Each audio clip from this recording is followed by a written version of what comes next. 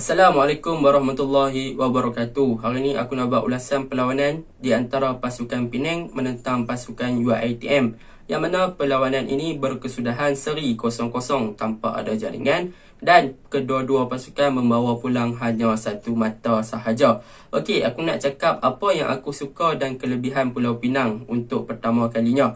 Yang pertama, apa yang aku suka tentang Pulau Pinang adalah di bahagian kanan mereka, yang mana mereka mempunyai player yang bernama Al-Hafiz dan juga Kueh Ten Cheng yang bermain di bahagian right back, yang mana kedua-dua player ni mempunyai chemistry yang sangat-sangat baik ketika melakukan build up gameplay di bahagian kanan, yang mana mereka berdua berjaya menggerakkan serangan ke arah gawang UiTM dengan main one to pass yang sangat lawa, main shot passing yang sangat lawa, dan mereka juga berjaya membuat crossing dan juga cutback dan hantaran lintang ke dalam kotak penalti pasukan UiTM dengan cemerlang sekali pada perlawanan semalam, yang mana gandingan di bahagian kanan Kueh Ten Cheng dan juga Al-Hafiz ini menunjukkan yang mereka sudah serasi bermain bersama dengan mempunyai kelajuan yang pantas. Juga Al-Hafiz mampu untuk melakukan larian-larian deras mengalahkan pemain pertahanan UiTM pada perlawanan semalam. Jadi boleh aku katakan semalam pasangan Kueh Ten Cheng dan juga Al-Hafiz adalah dua pemain yang menyebabkan UiTM penat lelah untuk melakukan defend di bahagian mereka sendiri. Jadi aku boleh bagi Al-Hafiz sebagai man of the match pada perlawanan semalam dengan segi technical individu dia punya kualiti larian, dia punya kualiti dribble dan sebagainya. Memang sangat-sangat padu Al-Hafiz ni. Manakala Kueh Ten Cheng juga sangat-sangat padu. Sebab apa? Sebab dia boleh support Al-Hafiz ni di hadapan dengan lakukan overlapping yang sangat menarik pada perlawanan semalam. Bahkan dia juga melakukan crossing ke dalam kotak penalti. Okey, itu yang pertama yang aku suka di bahagian kanan pasukan Penang. Yang kedua yang aku suka di bahagian kiri Pulau Pinang, iaitu gandingan Azmi Aris dan juga Sheridan, yang mana kedua-dua pemain ini juga membuktikan yang mereka mempunyai kedua-dua sayap mereka, iaitu sayap kanan dan juga sayap kiri, mampu berfungsi dengan baik. Bahkan di bahagian left back, iaitu full back mereka, right back dan juga left back juga mampu bermain dengan sangat baik apabila mereka bermain melakukan short passing, build up gameplay yang sangat menarik dan melakukan crossing dalam kotak penalti yang sangat menarik. Tetapi sayang, walaupun Penang berjaya menguasai sisi kanan dan juga sisi kiri padang dengan buat crossing, dengan larian deras, dengan overlapping, dengan cutback, tetapi perkara itu gagal diterjemahkan oleh bahagian serangan Penang dengan jaringan gol ke dalam gawang UiTM. Itu yang amat dikesali.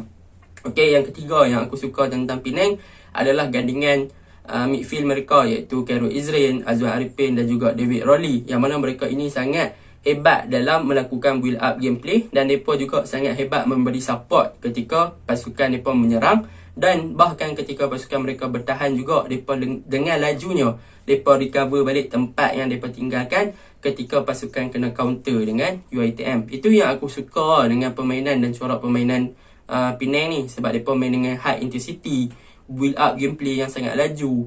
Mereka boleh manfaatkan sisi kanan dan juga sisi kiri padang dan sebagainya. Tetapi penyudah dah tak ada. Okey, kita pergi dekat kekurangan dan juga kelemahan yang boleh diperbaiki oleh pasukan Penang.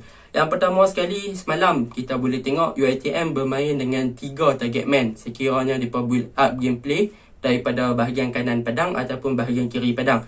Iaitu 3 pemain ni wajib ada. Kalau ada set piece pun 3 pemain ni wajib ada dalam kotak penalti, iaitu David Rowley, Endrick Santos dan juga Kasagandri. Yang mana pada perlawanan semalam kelemahan mereka adalah dengan kualiti crossing, yang mana hantaran-hantaran lintang yang dilakukan oleh para pemain di bahagian sayap dan sayap kanan dan juga sayap kiri gagal untuk mencari 3 orang ni dalam kotak penalti. Bahkan bukan itu sahaja kelemahan mereka, ada juga crossing yang cantik ke dalam kotak penalti yang berjaya sampai di kaki ataupun kepala target man mereka, iaitu Kasagandri, David Rowley dan juga Endrick.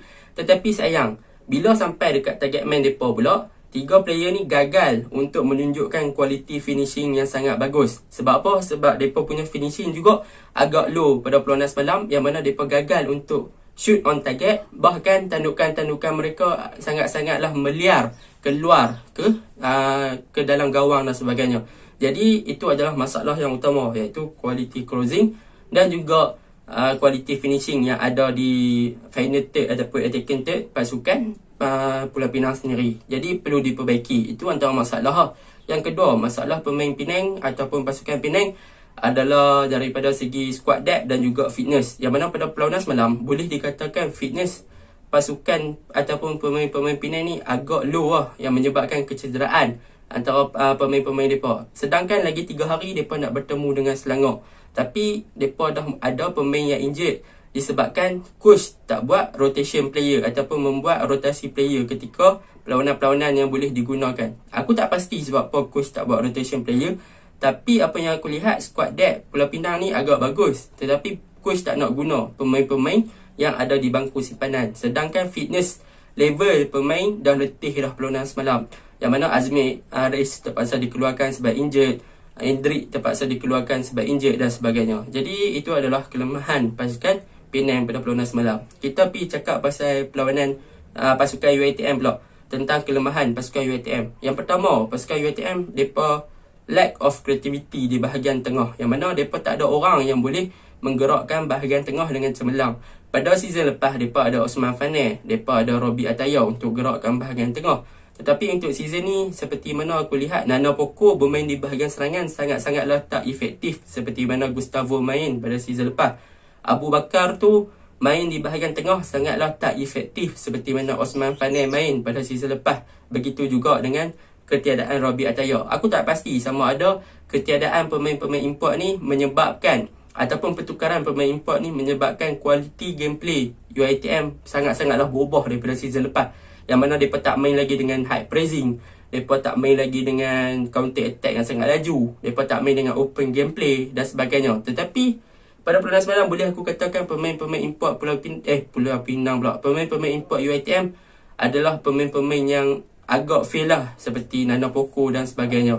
Itu antara ulasan aku untuk pasukan UiTM lah. Jadi mereka boleh perbaiki. Assalamualaikum warahmatullahi wabarakatuh. Sekian, terima kasih.